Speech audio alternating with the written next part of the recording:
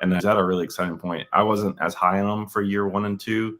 Will readily admit that, but I think now there's a lot of time and effort that have gone into him that is now really starting to pay off. Which, for me, I think this is probably goalkeeper of the year running for me. Like he's in really good form. I mean, that's really really high praise. I mean, obviously, we're still very early on in the season. I love one of the things that you said in regards to like recognizing, because I think this is good for young coaches out there to listen when they're working on their goalkeepers and working on developing them to their strengths and their skills. I see it so many times at the youth level where, oh, no, you're supposed to move like this. And then the goalkeeper gets frustrated because that doesn't fit their profile. Yeah. How do we communicate that in our behaviors as a coach so that one goalkeeper doesn't go like, I have to move just like this other goalkeeper, or like, I'm not doing it like coach wants me to, that sort of thing? Yeah. I mean, it's a certain type of empathy you have to have. And that word gets tossed around a lot these days, and it means a few different things in different environments. But for what I'm talking about right now, like you have to really think, like, does it fit them? If I were to hand, a young goalkeeper like my literal gloves, like they would be way too big. So they have to go find a glove that literally fits them, or their cleats have to literally fit them. I'm 6'3". It's not fair for me to work with a goalkeeper who's 5'5", 5'4", and expect them to play how I did. Like you've really got to have some sort of level of that type of empathy to think, okay, does this work?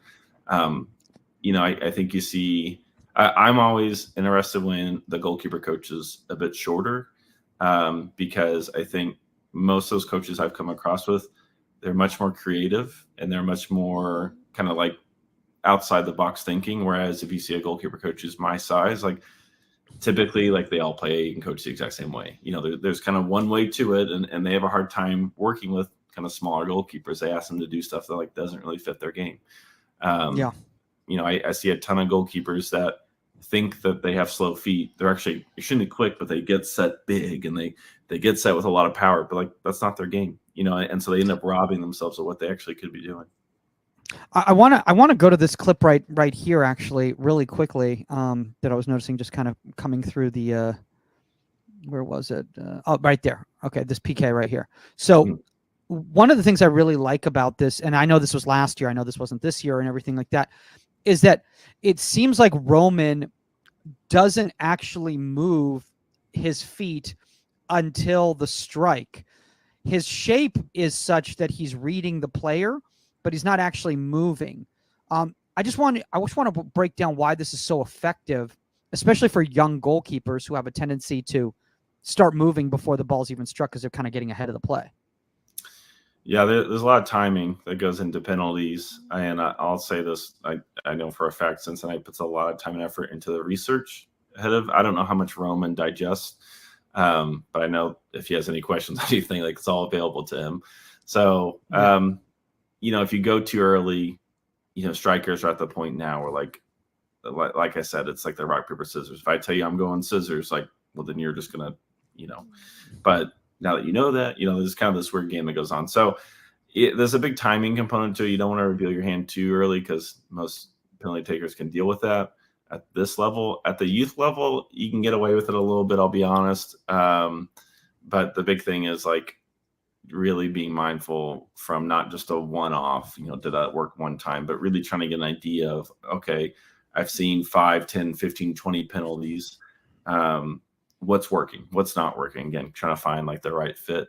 Every penalty taker is a little different, from like the lumbering defender to the crafty midfielder. Like they're going to take those penalties different, and you can't approach it the exact same way if you want to maximize your chance of making the save. So let's move on now to another goalkeeper that you've been really impressed with lately, and kind of on the up and up. And when you're talking about, fitting your profile and just being effective, not worrying about, doing it like how everybody else does it. Katie Lund definitely falls into that category for me. What is it about her game that you've really, really been liking? And why do you think she's on the cusp of a call-up national team? Well, first of all, I always try to make sure that if I'm ever critical on a goalkeeper, which, me being critical, it's not like I'm flaming them left and right. But, like there's been times where I've been a little suspect on kind of her ceiling, what she can do. I think these last few years, like, again, goes back to that blueprint. She's figuring out how she wants to play, and I can't stress it enough. Like, that goes a long ways. And she's similar to Roman, figuring out, okay, this works for me. It gets a bit scrambling a bit at times, but and that saves a good example. Even within that, there's still intentionality. Was it as efficient as possible? Probably not. But if you're trying to do something, you have a higher chance of pulling it off versus improving every moment. You're going to have to improv a bit as a goalkeeper, but you don't want to make that on every moment. So I think, where the position is right now on the depth chart, like, there's not a clear replacement for Nair. I mean, Murphy's probably got a lead, but they're going to look to build out that depth chart. So I think Lund for me is probably on that fringe call up. Whether she gets a cap or not, I don't know about that. However, I think she's going to continue to be in these conversations. Like I said at the start of the program, like, she's a goalkeeper who doesn't throw the ball in the net, doesn't, sink her team's chances. I think players like playing with that type of goalkeeper. I think they really appreciate it. So, if she continues to, like, on this track that she's going, like, I'm really curious to see where it ends up. And for me, that's why she's kind of a what if player for me in a very positive way. It's like, what could happen here?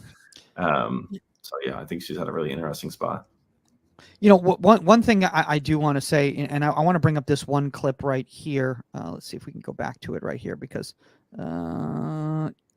is it this one right here? No, I don't think it's. Yeah, maybe it's this one. Oh yes, this one right here. I think this is the ball that Klingenberg plays in right here, and it's kind of like looped over, and it's kind of like a miscommunication. And rather than just like like I said, and I see this in the youth game all the time. Goalkeeper just stands there, sees that ball loop over, and then it goes into the back of the net, and they're like, "Wait, what?" They're like, yeah. "Dude, you literally could have just moved your feet and made sure that ball stayed out of the net." She doesn't take any chances. This ball's misread, and she's like, "Oh, it's still going. I'm gonna cover," because that would have gone in.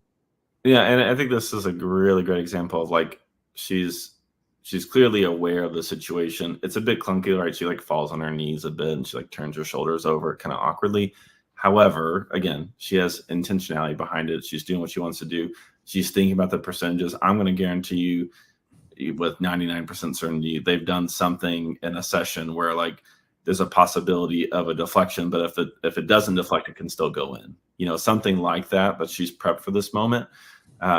This again goes back to the chess analogy. Like, if you know the perfect opening in a chess game, like, you're set up for success. You may not win the game, but you're set up for success. And that's kind of that moment for me. Like, she's getting ahead of the play, very, very aware of what could happen, and not like the youth goalkeeper moment where they just get set and the ball goes and they just kind of slowly look and they're like, I didn't even think that went, yeah. So that's a wonderful save there. I mean, my favorite of those is like, did you think, like, through telepathy, like, you were going to move the ball? Like, how exactly do you think this works out? And then the team gets on them because it makes them look, quote unquote, lazy. Yeah. And then people start shouting back, and they stop trusting them, all that sort of thing. The thing I always tell my young goalkeepers is, what are your teammates going to think if you don't dive? Whether you can save it or not, if you don't dive and they look at you, they're going to think, well, why didn't you try? And they're not going to know, right? They don't understand goalkeeping. But, like, if you don't give an effort, you may be miles away from it. But, like, at least you have showcased to your team non-verbally, like, hey, I did what I could. Maybe something goes wrong in the play, whatever, and maybe you're 3 feet away from making a save. Like, go for it, because your left back probably doesn't understand how goalkeeping works, and they're going to judge you based off your effort in a lot of ways. I mean, I can't tell you, like, literally getting hammered from, like, point blank, like, inside the box, like, right underneath your shoulders, and they're like, well, why didn't you get a foot on that? It's like, I don't know, it was going 80 miles an hour, like, and the guy was 2 yards from me. Like, I don't know what to tell you. Yeah. Absolutely. Yeah. Okay, let's move on, and let's go back to the men's game after this play from Katie. Yep. Right over here. I think it's right after this one right here.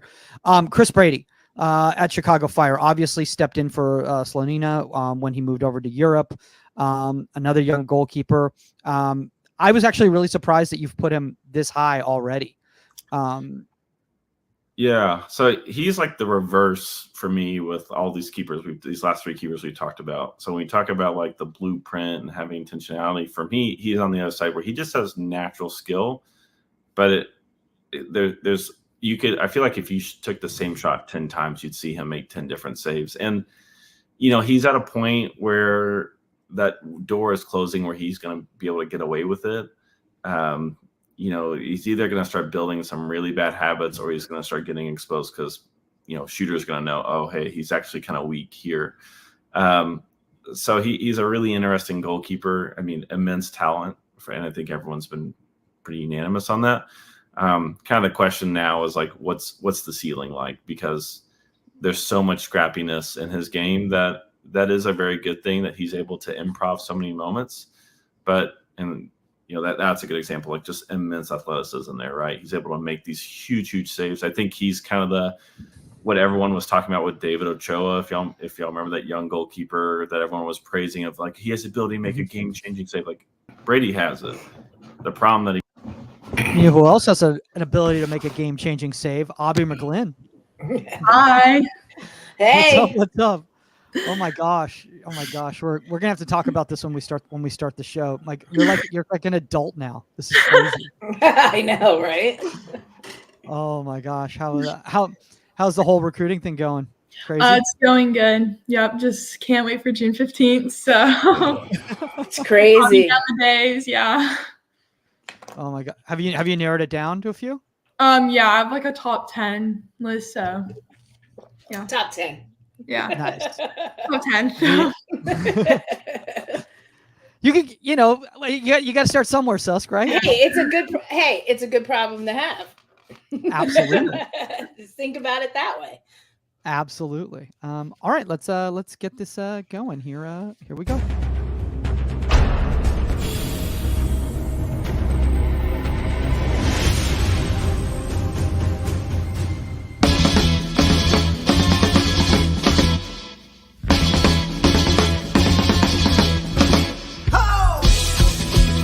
Welcome to Inside the 18. I'm Michael Magid, live from Hollywood, California. With me, no longer in Florida calling NWSL matches, the one and only 99 World Cup winner, Saskia Weber. And keeping it California today, we've got Davis Legacy goalkeeper Aubrey McLin joining us all the way from Northern California. What's up, Aub? Hi, how are you doing? I mean, honestly, we're excited. We're excited to have you on here. I mean, like, as Saskia, we were talking about this, off the air, earlier in regards to the fact that, like, gosh, when was the first time that Aubrey reached out to us? What, she was like 10 or something like that? Well, something, yeah. I think so. Oh my gosh. And at the whole time, like, you were trying to like raise awareness, or like you and your mom were like trying to raise awareness for like a dysautonomia. Is that how you pronounce it? Yeah. Dysautonomia. And you'd been going out there and helping out with this whole cause to like raise awareness. And then you were talking on the show about how you were dealing with it and everything like that. And we were like, what are you talking about? She looks amazing out there. I don't see any issues. So what's going on with that? How's your health first off? It's going good. Yeah, I haven't had any major issues recently, and it's been going really good, and I'm still raising awareness, and it's been going really great. I love it. That's awesome. I mean, I think, one of the things, Susk, is like when we have, younger people on the show, we recognize the fact that there's so many people making a difference, like not just on the field, but like off the field, even at a young age. Absolutely. And I think, to see, like we said, since you were 12, since we first had you on, like that you keep it up, and it's something that, it's such a part of your life, and how you're doing so great, with your soccer, with everything, but to bring awareness to it and then make that an integral part as well and get the word out is huge. I mean, we didn't have these platforms when we were younger, when we were 12, to be able to do that. And the fact that you're not just sitting back saying, okay, I'm a soccer player and I'll do TikTok videos of dancing or whatever, which there's nothing wrong with, but that you've taken this and taking it to the level that you have is incredible. Yeah, and by the way, Aubrey, feel free to step in anytime. You don't have to wait for us to ask you a question or anything like that. If you want to add on to that, but like I think the thing is that like I think a lot of young players, like if you're already getting into that stuff when you're like 9, 10, 11 years old type of thing, that's just how you're wired, right? Right. Yeah, I feel like that, like at a young age, like there's not enough, like I feel like youth that like speak out, and I feel like that like I didn't see many kids my age doing that, so I wanted to like be able to like, especially like nowadays a lot of more youth athletes are now like on like social media, and like I like being like an outlet because I know I have a lot of like younger athletes that are always like reaching out to me like, oh my god, that's so great, like, and I just like love having all those youth athletes to be able like that they're able to like reach out to me and talk about everything, and like it's just like great to see.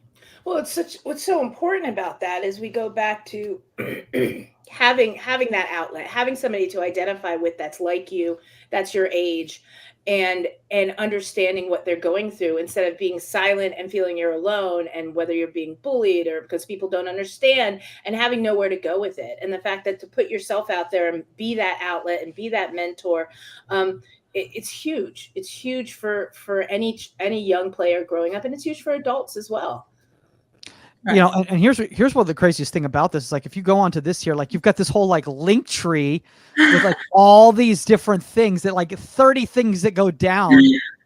And it's like unbelievable. It's like it goes from like change.org to like female footballers articles that you're writing and stuff you're doing for the Girls Soccer Network.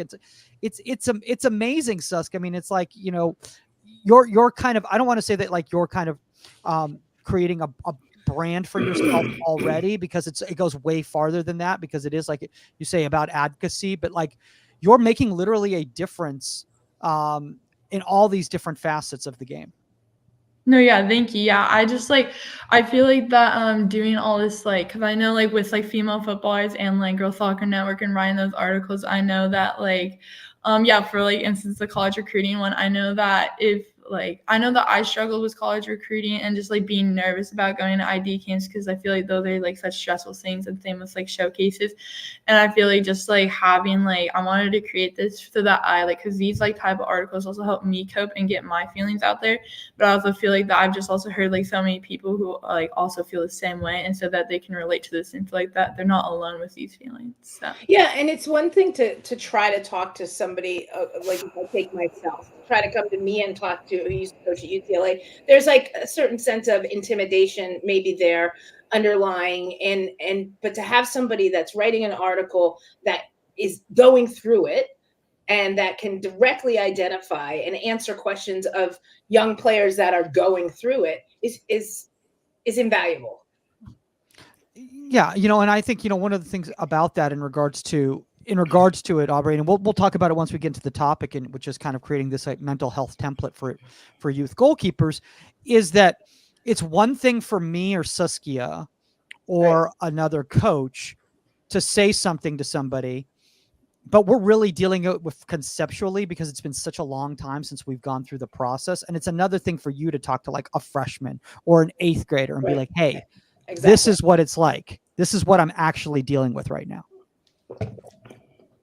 no, yeah, and I feel like just like also like it's like very different, because like people obviously like my age, like I feel like that like college recruiting has like obviously changed in the past like 10 years and everything. Yes, And, like, and I feel like it's definitely like changed, and like now that like social media is like a big thing, and I feel like that like also is like been a huge thing, because like being in like highlight reels and like having to create those all the time and having to post on Instagram like, oh, here are my games, having to send out all the emails, having to like reach out to all the different coaches, is just like, it's definitely like not easy, and like it's definitely a lot of hard work and stressful, because you have to make sure, oh, I need to reach out to this coach, oh, I need to reach out to this coach, oh, I need to post this. And I feel like that's definitely like a stressful time. And then you see like your friends starting to commit to all like the colleges, and you're like, oh no, like what am I gonna do? I'm not committed yet. And I feel like that's just like obviously like a stressful time, and that it like needs to be more talked about, because like it has changed, and like it is like definitely like new and different, and that like we shouldn't have to deal with that alone. So. Right. You shouldn't feel like you're on your own island. And I think that one of the things I've liked, especially on the Union app, is that I've actually helped young players with those videos and stuff. Like, just, all right, go ahead and send me the video. Let me look at it and let me tell you what I think and what you need to add and what you need to focus on. And even from the content of the video to how it's shot to everything, to really get the most of it. And so now with social media, with like the Union app, with what you're doing, there are outlets there for you to reach out to kind of make this the best experience that it can be for you. Yeah, and it's Saskia, it's really good that you just brought that up in regards to that. And by the way, if any of you guys are watching this, maybe you know Aubrey and you're not familiar with us and what we do and everything like that. She's referring to the Union Goalkeeper app. It's a program. It's a full-on mentorship program, full engagement platform, a safe space for you to share your own content, DM people, work with mentors privately or in groups. We've got a lot of interactive sessions going on. We've got a whole goalkeeping podcast network that's being built. There's a lot of really cool things right there.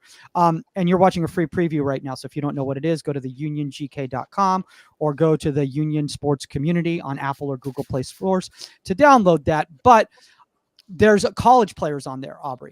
And one of the reasons why we wanted to make sure we had college players doing mentorship and not just coaches is because, like we were talking about, the relatability type of a thing. Like, it's a lot easier for you to talk to, and this is where we're going to get into the topic and everything like that, a 20-year-old, a 21-year-old in college, and they can tell you how it really is in college, when you're like looking at schools and you're like, I don't know, and this school seems really cool. And then you talk to somebody there and like, this is honestly what's going on there. And you're like, oh, okay, thank you for letting me know, because otherwise I'm just talking to adults about it. Yeah, I know. And like, what was nice about, like, I have my WPSL Nighthawks who are all like women, and like they're in college, out of college, and like they definitely helped me because I started with the Nighthawks when I was in middle school. And so they taught me a lot about college and just like how it really works. And also, like, when I like go to ID camps, I always make sure that I talk to the players there and really see how they like it there and see how it is and like the training environment, and like how like the coaches are, and just like how like the playing style is, and making sure that I feel like that's like a main thing that I say to people. Like, if like other people ask me, oh, what should like, do you have any advice for like going to ID camp? I feel like just talk to the players and not only just the coaches, because obviously the coaches are there to get you to like try and come to their like thing, but also just making sure that you talk to the players because they're like the real ones there and like the ones that you can really relate to a lot. And I think that's also like a great thing about like me, like being able to like talk to my like Nighthawks, or even just like being able to talk to like the like seniors at my club and just like talk to them and how like they're about to go into college, the 06s. And I know that I'm best friends with the 2006 goalie at my club, and like she's committed to UCLA. And so she is, I always talk to her about like how her recruiting process was, and like even like the past goalies at Davis Legacy and how like their recruiting process was. So I like always think that like just reaching out even to like the olders at like People's Club, you can always just reach out to them. I mean, I absolutely love what you're saying. By the way, it's so funny to me, Aubrey. I'm just realizing last time you were on here, you were so little, your mom was on the show with you. Yeah. Like, what a trip. Like, wow. How things have changed. Well, before we go into the topic, and this is going to kind of directly be related to the topic, I just want to share, also you are doing some stuff for female footballers. Shout out to female footballers. Shout out to Girls Soccer Network. Obviously, both of them are doing really great stuff. Susk, I know you had connected with female footballers recently and everything. How did that connection? I know they're in Northern California as well, right, Aubrey? Yeah, they are. So Cassie is the one who runs female footballers. And so basically when I was a while ago, when I reached out, was one of my first articles after two of my friends committed suicide, and I wrote an article, which I first wrote in my notebook, about like how I feel like writing that article was like a really great way for me like coping. And then I found female footballers, and I was like, I could help other people with this. And so then I went into my notebook, wrote the article about this, and then I went to them and I was like, hey, Cassie, do you think you could like maybe post this? And then she looked over and she was like, yeah, hi, Aubrey. And I'm like, hi. And so I've been writing articles with them ever since. And I mean, like, female footballers is just such a great, and Girls Soccer Network too, are just like great outlets for like female athletes and just like athletes, and they're just like amazing. And that's also part of like my change.org petition is part of that for like my club. And I just want to make sure that like that girls my age and like just girls of all ages understand that they're not alone and that they have outlets that they can reach out to. And female footballers and Girls Soccer Network are great ones to reach out to. I mean, I absolutely love what you just said right there. And like, Susk, obviously, we've, it's a different time now, and we talk about the fact that, the goalkeeper jerseys are now being available in the stores, for NWSL goalkeepers. And, I know that can be a sensitive topic and everything like that, but at least, seeing the fact that it's going that direction, because to be able to have these outlets of older women who've been in the game or accomplished things in the game or pursued things in the game, for the younger generation is so massive that they have these direct connections to them now to work together. Yeah, I'm just first of all, I'm again sorry about your two friends. And it just like makes me stop, and just realize how important what you're doing is and how incredibly important it is, because those outlets save lives, and to be able to make a connection with somebody, even if they're across the country or the world, and find a safe space that they can ask you questions, that it could be stuff just stressing them out about recruiting to like personal health issues and everything, but to be able to have an outlet like yours and to identify and have a safe place to land saves lives. And so that's why what you're doing across the board is so important. Yeah, and don't get me started on the jerseys, Mike. I was like throwing things around, and I will say it here on the podcast. I don't know if somebody thinks that they need a promotion, or like I am on the opposite side of this. Like, what do you mean you finally put jerseys out? And like, I feel like the higher ups are patting themselves on the back that they finally did that, when I think somebody should be fired because of the oversight. And I will leave it at that. I mean, it is a very valid point. And I obviously did not mean to make light of your two friends passing, but that is why this is important, and I think we should just move directly into that topic, guys, and that is creating a mental health template for high school goalkeepers. And obviously, with your change.org petition, Aubrey, that you're putting together, you're trying to make this not only something that's casual or for lack of a better term, kind of like, being done, kind of like off the cuff, but something that's actually like prepared by the club and part of the club's structure and methodology and everything. So talk about that petition before we get into like the kind of the questions of the topic. Yeah, so my change.org is a petition that I have, and it's for my club. And so there's two parts of the petition. And so the first part is about making better, like, and that you can everyone up. I know the game bag tags, the Surf Cup bag tags. So I was like, why don't we make a bag tag like that? So the bag tag will have like a QR code that will like link to the Davis Legacy's website, like resource page. And this resource page will have different like hotlines. So some of them would be the National Suicide Hotline, National Bully Hotline, National Eating Disorders Hotline, and the 988 Suicide and Crisis Hotline.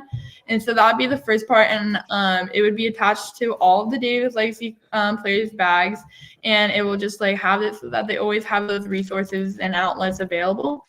And then the second half is having the female footballers, which they have a proposal for Davis Legacy to do workshops with like girls teams at our club, and just be able to do like workshops. One of them I know is about like confidence and like building up your confidence, and also about like stress and talking about different mental health topics with teams at Davis Legacy. It's amazing. I mean, that means that's fantastic. And I think any club that wouldn't sign that petition, or anybody that wouldn't sign that petition, obviously we're going to be sharing it in the show notes. We're going to be putting it on the app, throwing it out there. I believe I already shared your story last night on it. And this is, Saskia, that's actually how this conversation kind of came about. Is out of the blue, Aubrey sent an email a couple days ago in regards to this whole petition. And I said, well, not only will I sign your petition, but let's have you on like tomorrow and talk about this, because and I know you were kind of like, oh, I don't know if but you're doing amazing, honestly. Like, Thank you. Come on, you're a professional writer now. All right, let's get into the topic. First off, Aubrey, what do we mean by a mental health template? So first off, a mental health template is basically the prioritization of like your mental health well-being.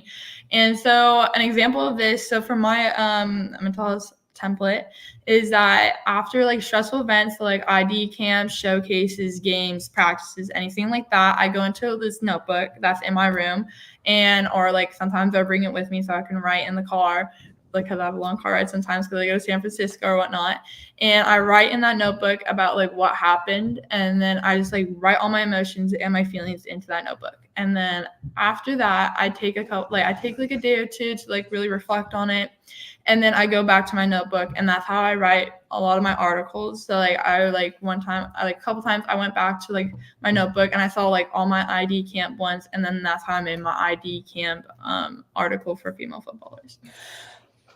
Do you find it's kind of like a self-check in a sense, and Right. sometimes, let's say you come off an ID camp and you go and you write how you're feeling, okay? Right.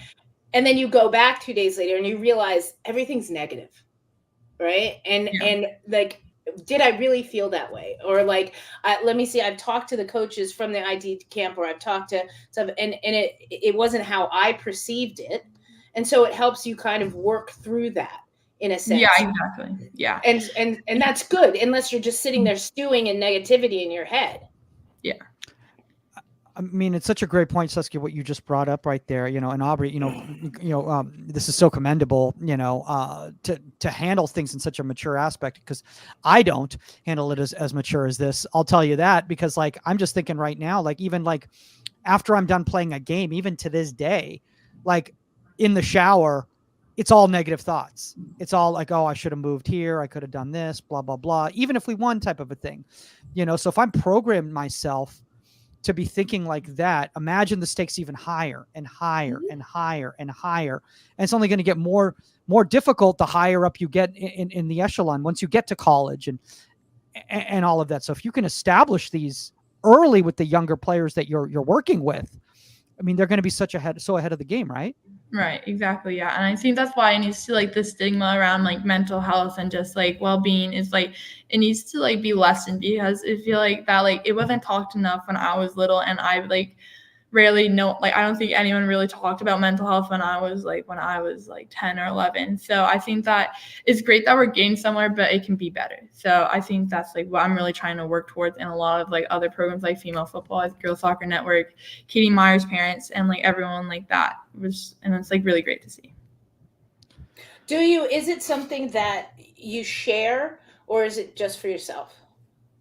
I do share, but I like sharing it because I know that other people might relate to it. And I do hear like sometimes like the moms of little kids are like, my little kid read this and she related to this so much. But it's also for me, especially like one of my favorite articles that I wrote was about like my first one, which was about my two friends, because it didn't only just help other people, but it really like helped me cope through like that loss. And just like it was like a good way of coping through like my grief and just like my sadness. So I think that's like, just like personally for me that writing and like the articles also don't help other people, but it really helps me to get through this.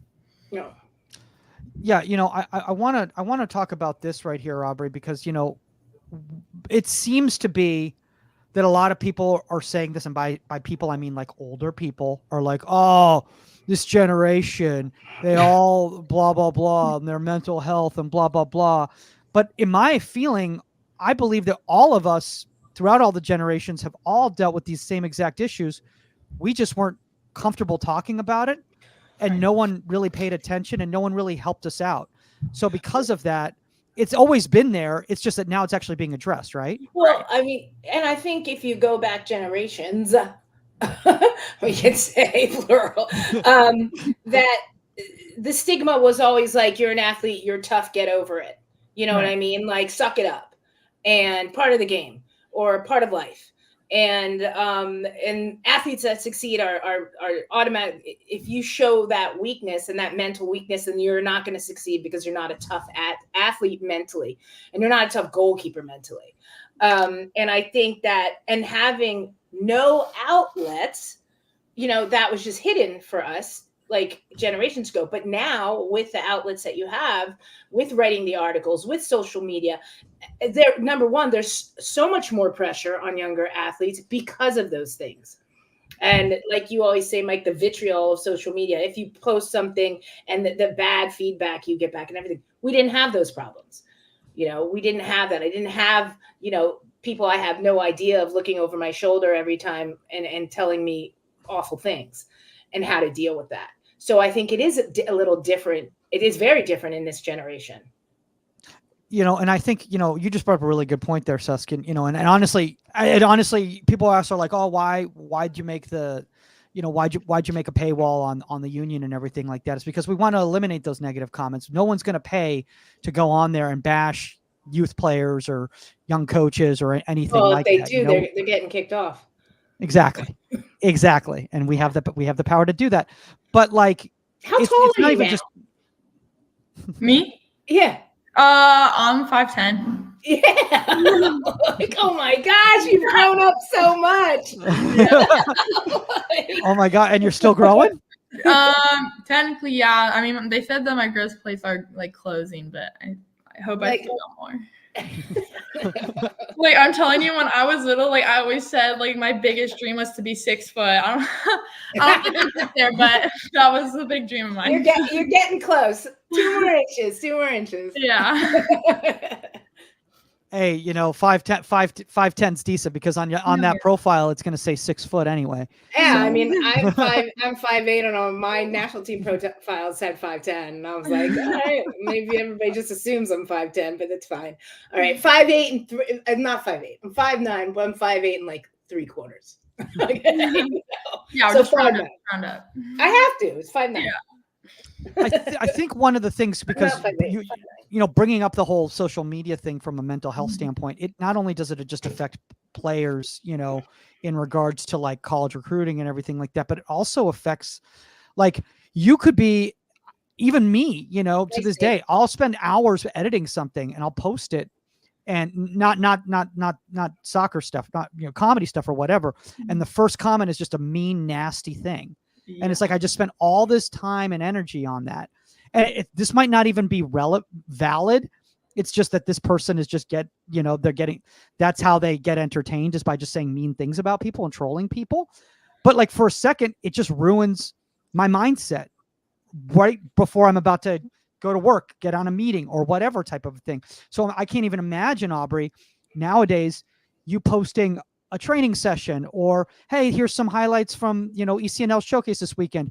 And some idiot, faceless idiot, goes on there and goes, it's like easy, or like that's, or not that great, or like I've seen better, or something like that. And you're like, I'm just about to go into a math test. This is not what I needed in my life right now. I can't even imagine how difficult that is.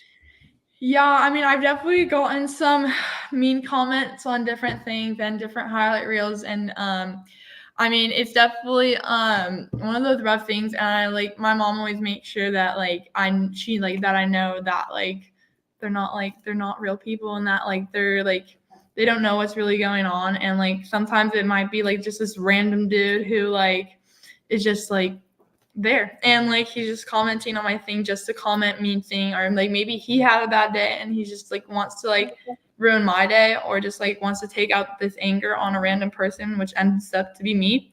And so yeah, I've definitely had those comments, and it's just the sad thing about social media is that there's a dark side to it, and just a not as nice side. And I mean, obviously there's the bright side of where you have your friends on it, and having my friends comment or your friends repost it and be like, that's my keeper, and I'm like, oh, thanks. And then there's the mean guys who are oh, that's not even that good of a save. Oh, what is this girl doing? She's not a real keeper. Oh, that's a foul. And I'm just it wasn't a foul. It would have been called if it wasn't. Yeah, I don't want to tell. And for kids out there listening and stuff like that, it doesn't stop. And I get it, and so I get it as a national broadcaster.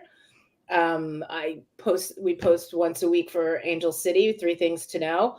I haven't gotten anything negative on that one yet, but it happens even to adults, and but I agree with you. It's looking at all the positive comments and having the support system around you. And if something does bother you, me being able to say that to my partner and say, oh, somebody said this, and just them kind of helping pull you out of it instead of internalizing it and letting me affect my next show or something. And so, but to have those outlets is important. And I'm just going to keep reiterating that, because you're giving those outlets to people. So let's talk a little bit, Aubrey, because otherwise I'm gonna start thinking about all the negative comments I've gotten from people in comedy. Oh my. Yeah, but it's the comedy, you get that back and forth. And so, Oh yeah. Well, I mean, live is a whole different animal. We'll do Live is a whole another different animal. another podcast about that. I can be way more affected by somebody making a comment like just stop, like online, than I can from somebody trying to do something on stage, because I'm like, well, everyone's laughing, so I don't know what to tell you. But I want to talk about college recruiting, because this is really where I think the mental health is really a challenge for so many youth athletes that I'm seeing. And now, obviously, you're going through it right now. Do you feel that the pressure now of being able to share who you are on social media is now making it even more difficult from a recruiting standpoint, because you're like, oh my God, I have to sell myself as a brand as opposed to just a goalkeeper? I feel like, yeah, for different people, it's definitely like a struggle to like separate like the like soccer side and then like also like being yourself on here too, and just like trying. Obviously, yes, like you try and like sell yourself to the college like scouts, and that's what you're trying to do. But I think it's also like a key point is trying to be yourself and not just like be like fake. And like I think that's what a lot of like college scouts say, is just always being yourself. So I think that college recruiting has gone definitely a lot tougher, and I mean social media is definitely a big like feed into that. And but I think like the key thing, like I said, is talking about it with the people that you trust, the people in your circle, and just like I always talk about my college recruiting with like my WPSL team, because like they've all gone through it. Especially there's this one girl on the team who literally is now a freshman in college. She goes to Cal Berkeley, and I always talk to her about it, and like she's always just been there for me. Her name's Sydney. I love her so much. And but it was always great to have her, especially like, and then like even when I was younger on the team, I was like, so how does this like college stuff work? And they're like, oh, so basically you go in this dorm and you do this. And now I know the ins and out pretty much, and like even just the behind the scenes of like I know a lot about Cal too, because like she's told me a lot about it, and like just like also like she's like showed me around like the campus and just like showed me everything. And then also just like other players, like we've had like UCLA people in the WPSL, and then also just like having our coaches there too for us is also a big thing. And I feel like parents too. I feel like parents and coaches, like especially coaches too, and like they're the one that we like look up to. And so just being there for like your players is also such a big thing. And especially like, yeah, you see this little like one right next to me to my left in that photo, like she has no I went to Portugal with her, and she's not even thinking about college yet. She's just having a life. And I think that was like also great to see, is that like, wait, how old is she? She was on 11. Oh my gosh. Yeah, she was the Wow. cutest thing. I love her. She was the sweetest. She was so tired. I didn't even know there was like these little kids coming with us. And then she's there, and I'm like, oh my God, hi. I'm like, how old are you? And she's like, oh, I'm a 2011. And I'm like, oh my God, you're my sister's age. Like, what?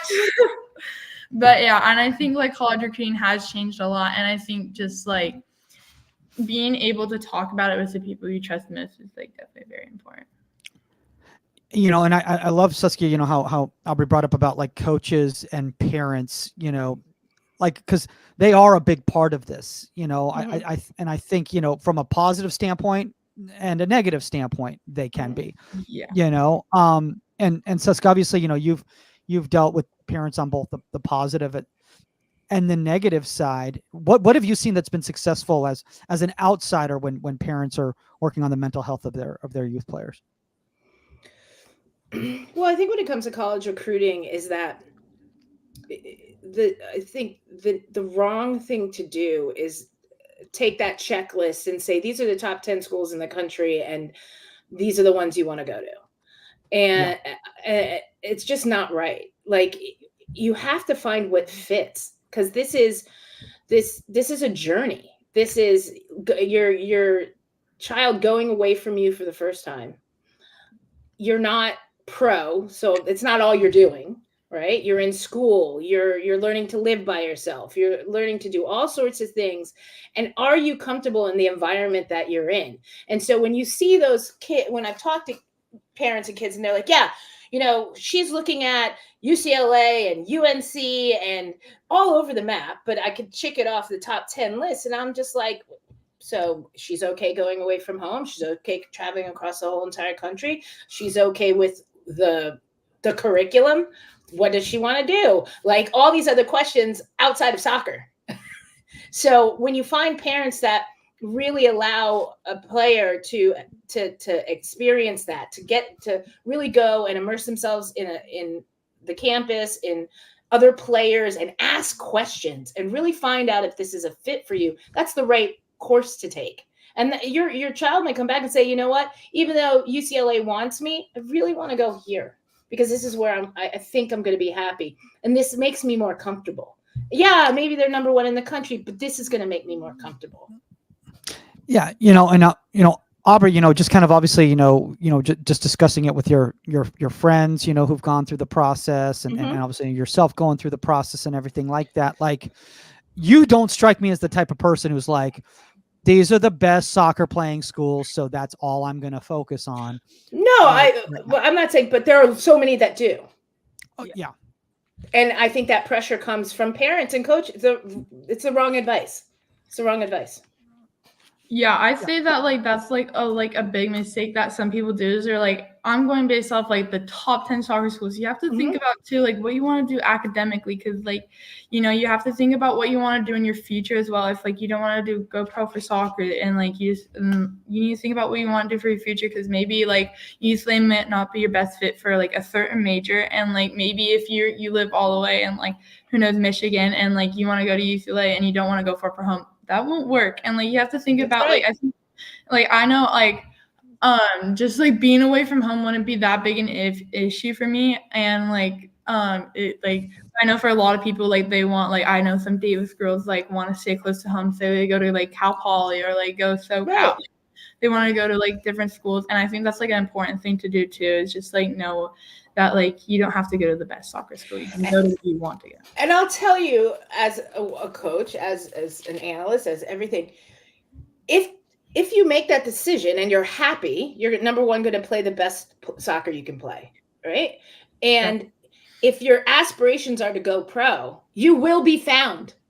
Okay, you will absolutely be found by scouts, by everything, social media. We will find you. Bill Reno. We will find you, and you will go pro. Like, especially if you're happy where you're at, because then you're playing really, really well, probably. So it doesn't have to be. In order for me to go pro, I have to go to one of these top 10 schools. That's not it. Take that pressure off of yourself. Be honest with yourself, because I think that added pressure leads to mental health issues. And I've seen it as a coach for kids that come in and they're in the wrong environment and they're struggling at school and they're dealing with mental health issues because they're struggling at school and they're not happy because they made those wrong choices. And, adding on to that kind of, Aubrey, like, I think, like one of the things, can everybody hear me? Did I go out? Okay. No, you're fine. Okay. I thought I went out for a second. Is that like, I think that your mental health is going to suffer if you just logo chase, because like then you're basically holding your self-worth based on and I'm just using these as an example just because they've been successful programs, North Carolina, UCLA, Virginia, right.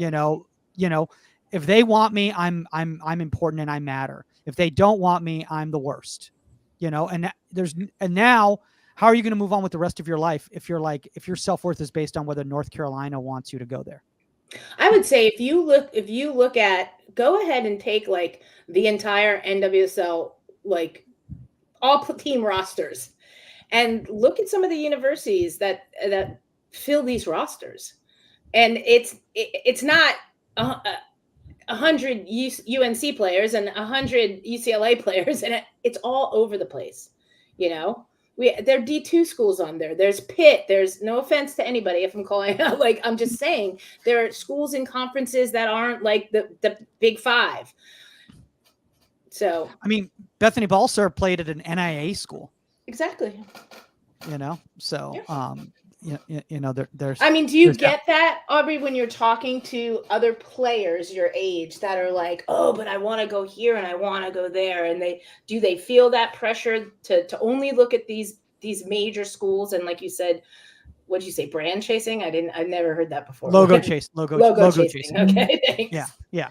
No, yeah, I definitely feel like that there's like a pressure because like, I feel like there's like, especially in like our area, I mean, recently they've been like, I feel like California like has had like a big success in soccer players, especially like female youth players recently. And it's like a lot of people around us have committed to like the big logo schools, and like I feel like that there's that pressure that like, oh, she committed there, I need to do better than her then, and I want to be the next like logo player. Like there was this Davis Legacy girl who committed to Stanford because that was right for her, and like I feel like that a lot of people were like, oh, I need to be that next Stanford commit because I want to be well known for that. But I'm like also like you have to think about that, like it's not all about the logo.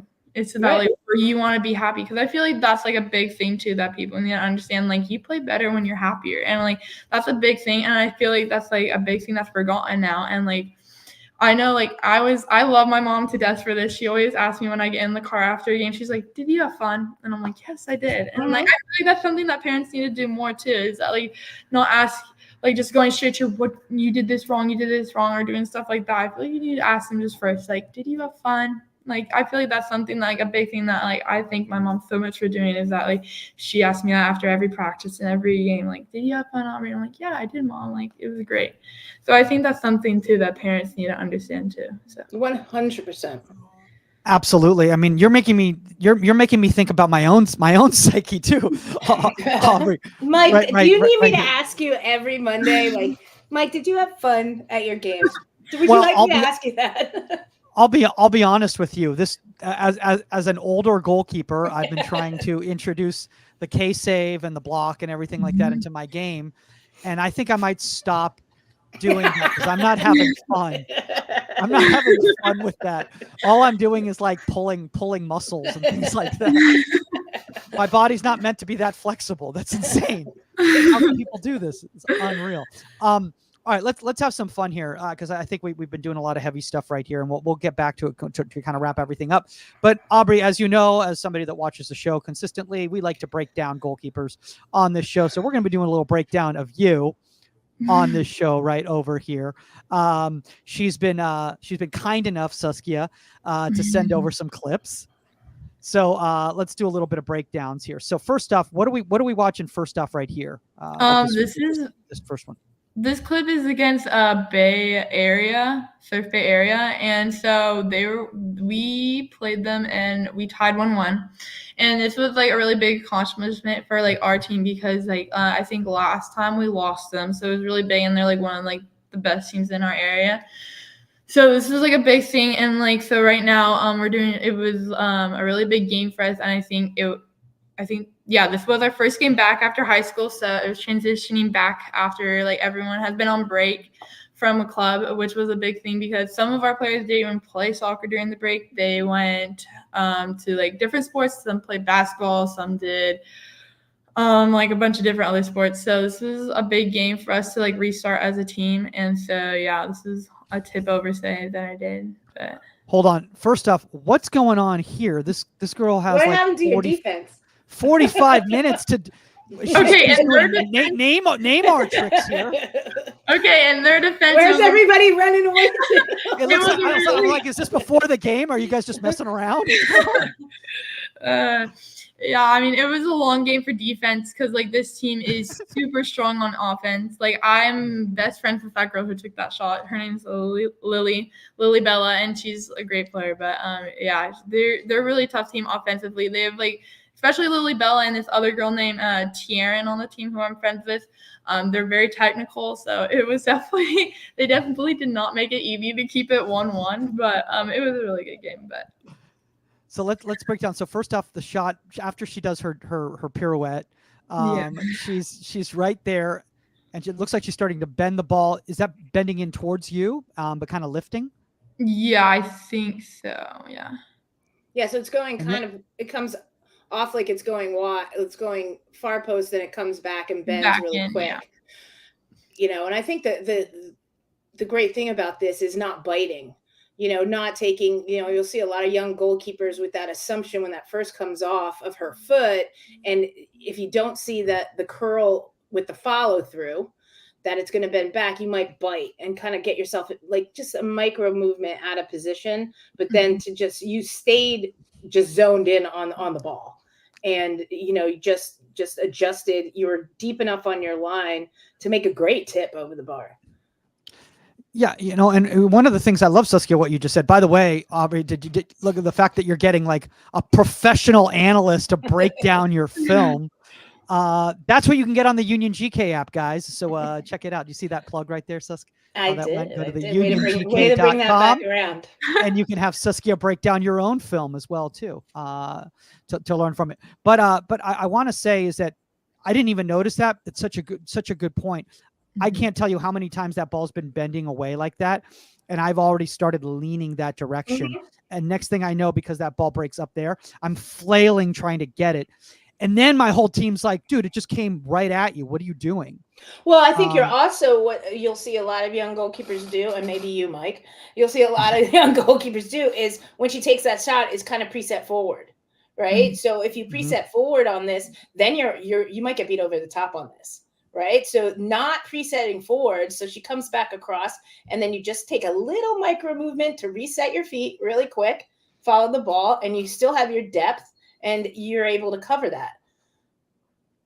Yeah, I'm looking at that, and I love the fact that you just stayed with the follow through. So many young goalkeepers, Aubrey, they put their hands up like that, and they're locked, and then they can't, and there's nothing, and then it still goes in the net. And what also they do is that they come up out of their set, right? So then they have no momentum to actually, because what puts this over the bar is that you're still able to get your momentum up, follow through, and make that power touch over the bar. If you were coming up out of your set and now you're just trying to jump straight legged, you don't get that touch. Right. Yeah.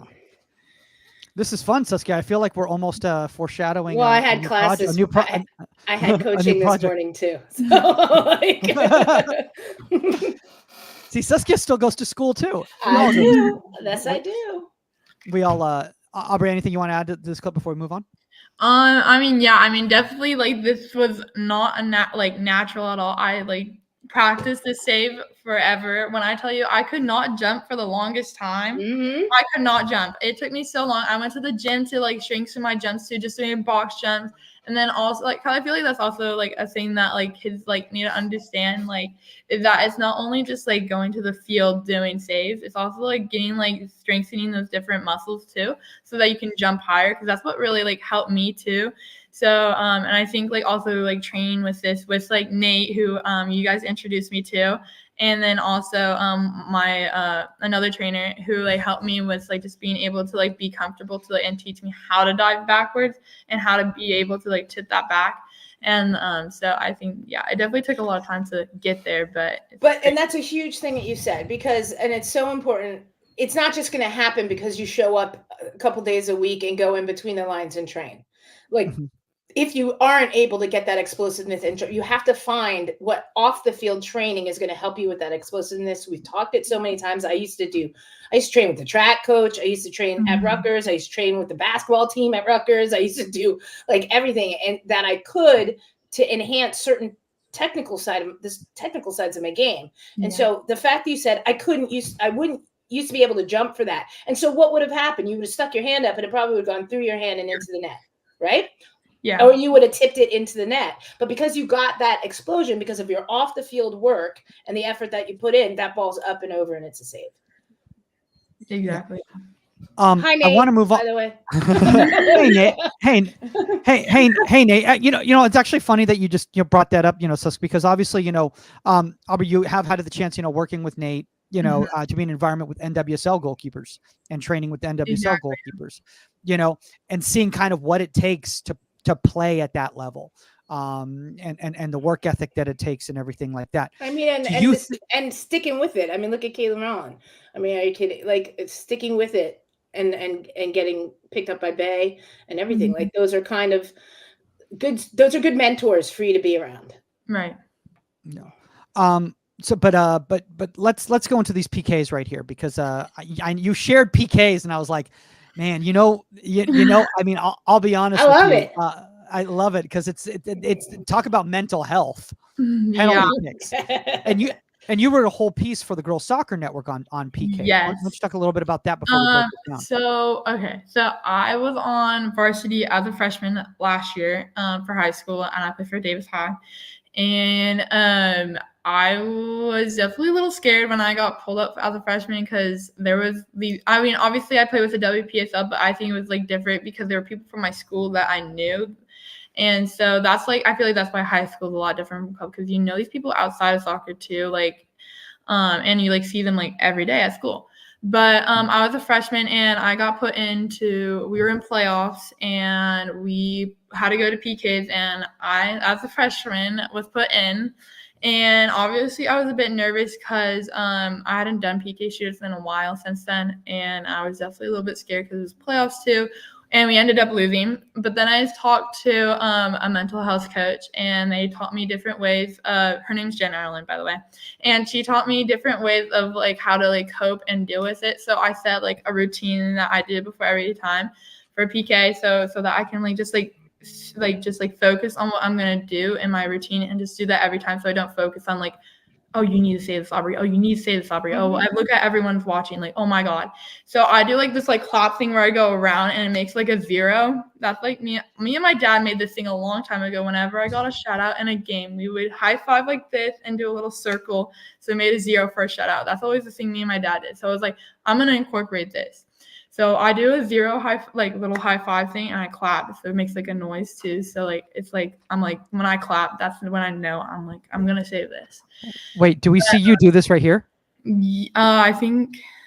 Oh, you've already done it. I feel like I already did it. And oh my gosh, I used to hit the bar too. I think I did it in the other one for the other game. They don't allow me to do that anymore, and so I had to change it. But like they don't. I think I like hit the bar.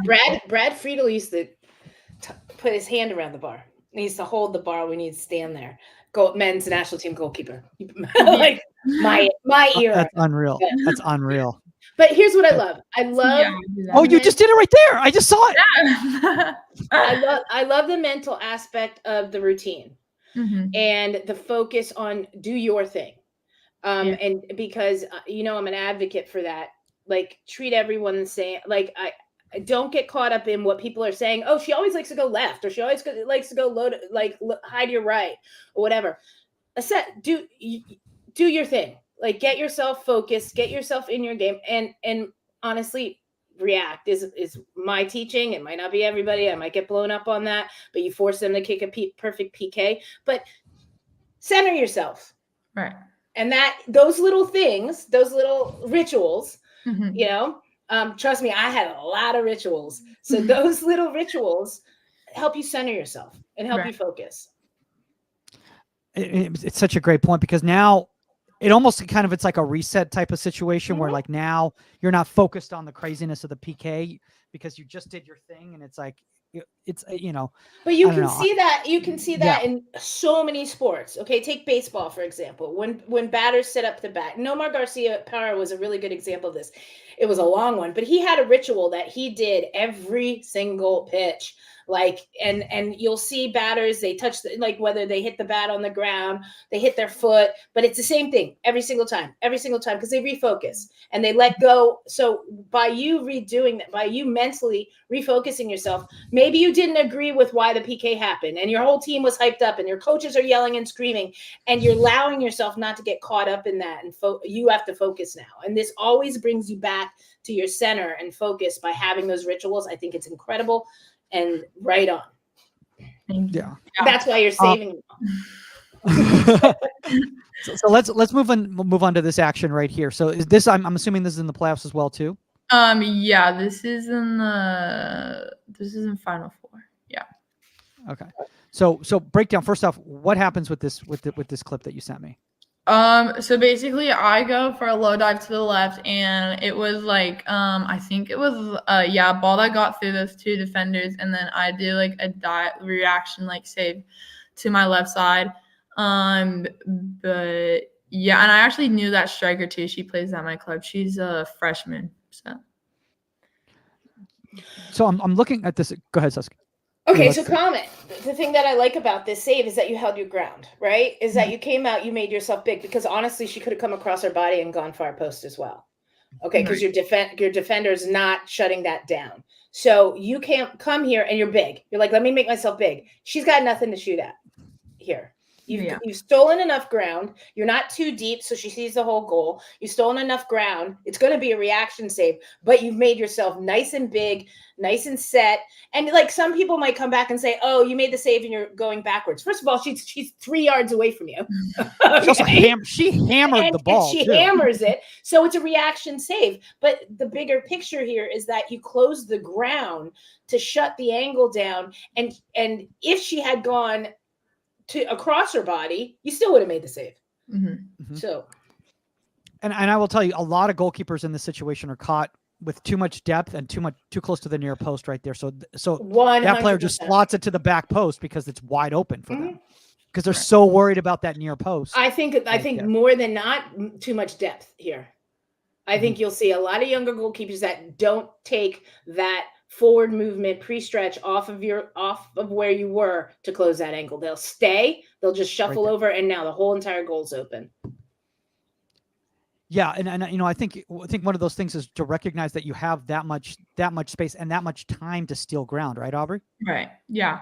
Yeah, I think that this was like one of my favorite saves of like that game. I mean, I think I like had a couple, but I think this was in overtime too. I think this was second period of overtime, so it's definitely like last like 2 minutes of the game, and I think we were winning at that point because we had just scored a goal and like there is like a counterattack or something. So I think that was like also like what like just like helped a lot. It like helped. I feel like that's also the thing as goalies, that like you can help motivate your team just by like saving the ball and doing your job. It's like, because I feel like that just like a big adrenaline, just not just for you but also for your team as a whole. It's just like, so I think that's also like what helped like help us close out the game. So 100%. As a goalkeeper, you can make a statement back there, and now it's like, hey, I just saved our butt. You know, now go finish this game out. You know, you're in double overtime with 2 minutes left to go. You just come up with a big save. That motivates everybody. It motivates me, and I wasn't even at the game. Absolutely. And I love the energy. I love the energy afterwards too. I mean, because it seems like after every save, you've got a confident energy. Like everyone on your team clapped their hands and made the zero, basically, is like kind of what it feels like. All right, let's break. So your choice, Aubrey. And Susky, you have time for one more clip? Yeah. Okay, cool. So either go into here or some of these clips that you sent from Davis from later on. What do you want to do? Oh, we can just do this one, yeah. Okay. All right, cool. So, all right, what's going on here? Other than it's a lovely day. Oh yeah, it was a great day. Gotta love that weather. I mean, I pulled up and I was like, wow, this is beautiful. So I think beautiful weather California has over here. But so this is against De Anza, and so De Anza was number 1 in our league right now, and I think they still are. But they're a really great team, really great club. And so we had lost them, I think like 2-0 last time or 3-0 last time. So it was kind of like a rough game, but this game we only lost 1-0, which was like a big step up for us, especially them being number 1, and I think we were like 6 or something. So this is a really big game for us, also just so that like the next couple of games are going to be big too, because this can really like decide if we get to go into like playoffs or not for like Texas, I think. So but yeah, so this is like a big game, and then I forget which save this is, but it's against the end. Looks like it's a near post save. It looks like the player, trying to see what happens here. And see, watch the little step you take forward. And I think, watch the shot. Yes. And I think that makes the difference in the save, because I think if you don't take that step forward, that you don't reach it. Right. Because it's still rising, and it could go, like, it would be a great goal. It would go upper shelf. Near post, but I think that little step forward that you took kind of got you a little bit closer to the ball, because this isn't dipping over you, this is rising, and it gave you that ability to reach that ball. It's a good save. You know, such a great point that you just brought up right there, Susk, because I'm just thinking about it, just how many young goalkeepers. So watch the little step. Watch here. Yep. Right there. She's about to take a step. Boom. And that little half a foot helped you make the save. And in good set position afterwards. Thank you. Well, I'm just thinking about like risk versus like the risk factor. I think so many young goalkeepers, they hold back depth there because they're so worried about getting roofed right there, not recognizing like how difficult that goal is to actually make. So, but it's also the type of shot. So if this was a looping shot, then hold your depth, right? But because it's a driven shot, you have to kind of steal a little bit of space in order to get to it. Yeah, that's a great point. Were you about to say something? No, that's it. Okay. Okay. All right. Awesome. All right, let's start wrapping it up. Stuff. Some people have I'm like, anytime, Aubrey, hit me up. We'll go over the tapes. I love it. Absolutely. Well, as we start wrapping up, Aubrey, do you have any advice for any young goalkeepers, out there who are feeling overwhelmed? I mean, obviously, you've been talking about all the different programs and everything like that, but any little tidbits that you can share from your template?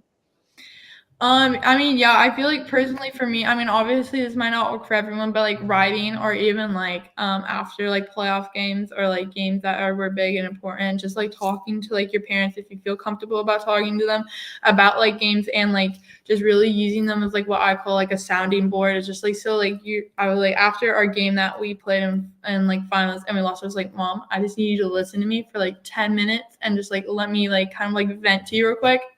So I feel like that's always a big thing for me, that I always use like my mom to talk to, or just like my notebook. If like I can't talk to her, if I'm like in a showcase in a different state after a game, I'll just like jot down some things in my notebook. And then also if like you're just feeling overwhelmed, I mean, I like to reach out to female footballers a lot and just like reach out to them and just like look what like other articles that other people have posted, like see if I can relate to those.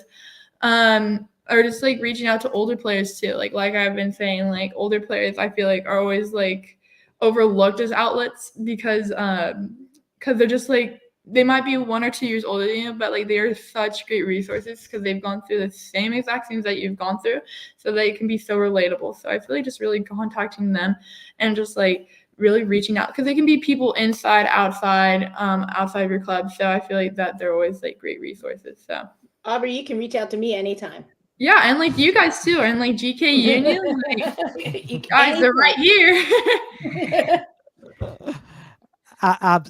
Absolutely, guys. Well, speaking of that, Aubrey, I do know that you do have a union handle on the platform. I know you've been a little bit busy with, writing your own articles and all sorts of fun stuff that you've been doing with Girls Soccer Network and female footballers. But I believe that your handle is just Aubrey on the platform, and so I think it's just at I think it's just your name. So if you want to connect with her over there, guys, exactly. I think you two might be the only ones with one word. That's right.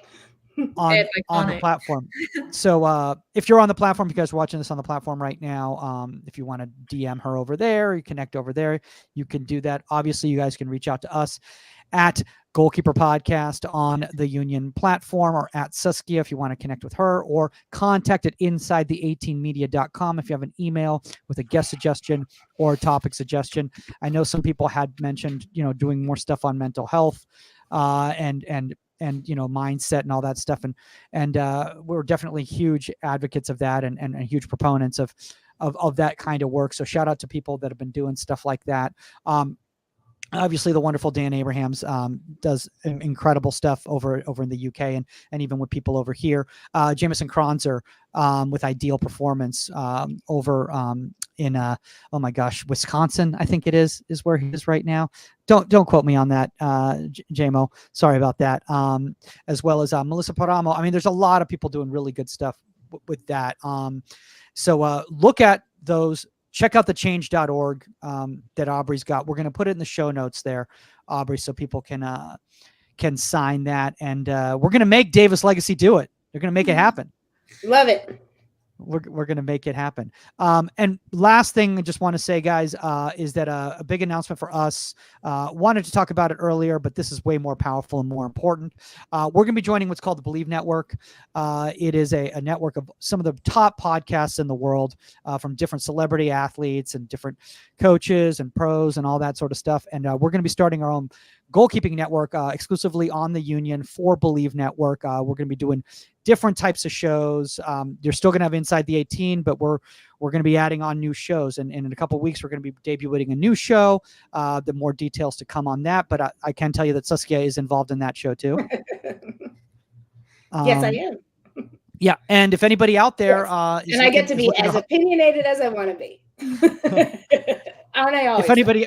If anybody out there is looking to host a podcast, feel free to pitch us some ideas, because we're going to be looking for more content.